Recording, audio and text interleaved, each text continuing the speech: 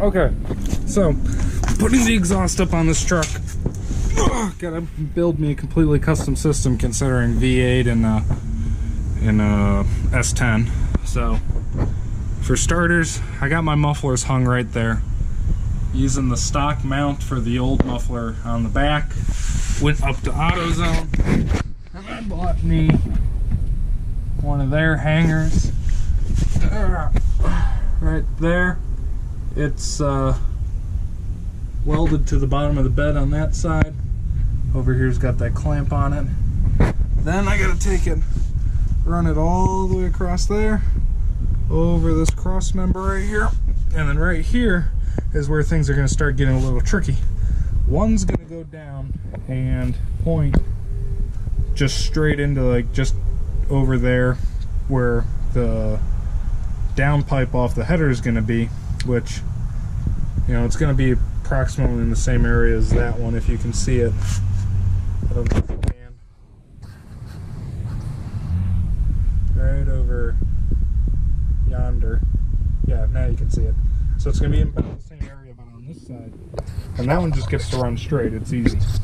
This one over here has to come up, turn, go under the drive shaft, and then come over to this side so that it can meet up with the muffler back there.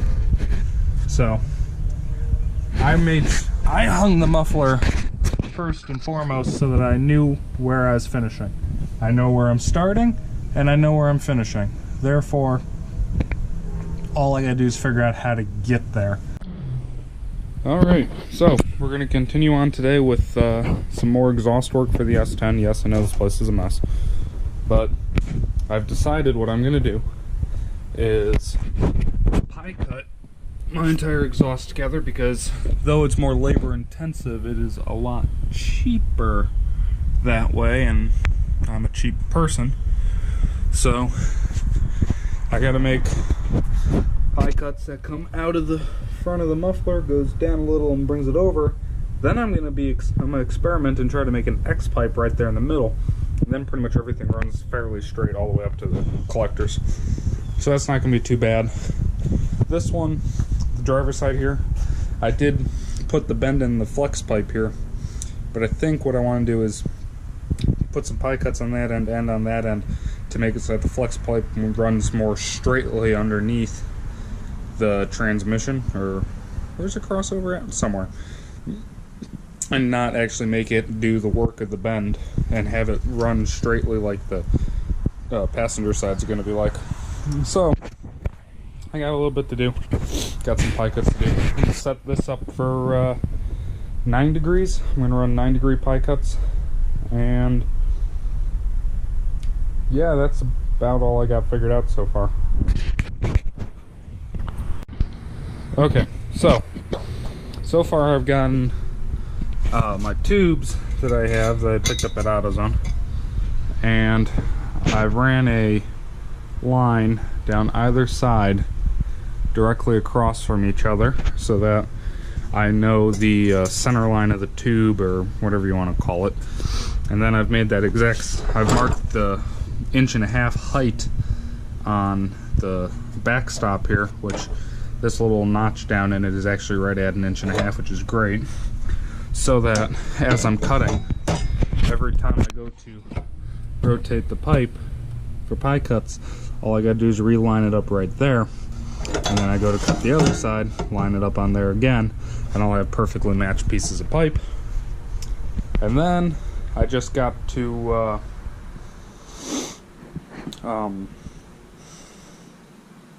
really just kind of, oh, there is an Allen key.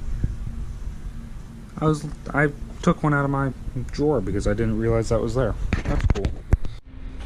So I've made some progress, getting some things tacked together.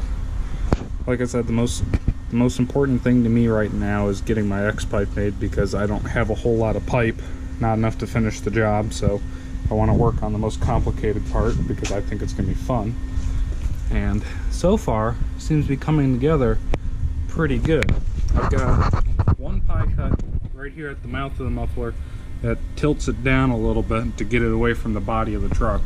Then it's going to go through the X pipe, and then I'm going to put another pie cut on this side that tilts it back in to alignment from over there. Then all of that's going to travel straight forward under the truck, where it's going to meet the flex pipe, which will make up for any minor height differences, and then go off to each individual collector. So my goal by having this X pipe where in the system is to make it so that when I'm really revving her out, it takes it from a grumble and makes it more of like a screech, because that's how my Camaro sounds when I got it revved out, and I really like it, and everybody else seems to really like it. So I really want to try to reproduce that sound with this exhaust system. But of course it's not going to sound the same because the truck's got way more cam. This is a small block Chevy, the Camaro's an LS motor. This is going from a 2.5 collector to a 3-inch pipe, whereas the Camaro is 2.5 all the way back, I think. If not 2.5, then 2 3/4, and 3 is not 3-inch pipe. So that's also going through a single X pipe MagnaFlow. Was it MagnaFlow? Yeah, muffler, where this obviously has 2 individual mufflers with an X pipe out front, but both of these mufflers have a straight through design, whereas you can actually see a light straight through it, but in the middle there's kind of like a wedge shaped piece, so that it splits the airflow around it and makes it have to come back. But you can see from the inlet on one side to the outlet on the other side pretty much straight through. Very little deflection going on inside the mufflers. So I'm hoping that when everything's said and done, this is going to sound pretty good. From what I understand is these mufflers without turn downs or anything after them will be pretty loud, but as soon as I put a turn down on them or something, or go over the axle with them, it's actually going to make the system really quiet. And I'm going to try to experiment with that to try to find the balance of where I want it to be, because I want this truck to be loud, but I don't want it to be any louder than my Camaro, because people tolerate the Camaro firing up in the morning and driving away every day. I want them to also be able to tolerate the truck. So this is the progress I've made thus far, and she fits pretty decent onto there. Nothing that I can't, you know, no gaps too big that I can't just fill it with the hot glue gun over there. So I think she's coming out pretty good.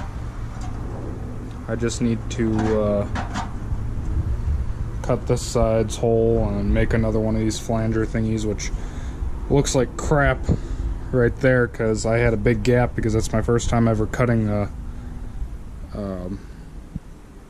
coping a tube with a grinder, or coping a tube really at all. So learning a lot, getting my stuff together. In there you can't really see it. It's not the perfect hole, like it's not torn all the way out to be a perfect 3-inch diameter like the rest of the pipe is, but considering this truck runs a 2.5-inch collector that steps up to 3-inch pipe, I'm pretty sure that having this neck down to be like 2 3/4 or 2 7/8 isn't gonna kill me when it comes to power. Really, my headers are the most restricting thing on my exhaust system, because they're only 1.5-inch primary tubes, and this little 350, with how much air she can move with her cam and everything, really should be running a 1 3/4 or 1 5/8 primary tube. So not too worried about that. Plus, this is a lot of practice, this is a lot of learning. I'm really teaching myself a lot about pipe and welding pipe and working with exhaust and pie cuts and stuff.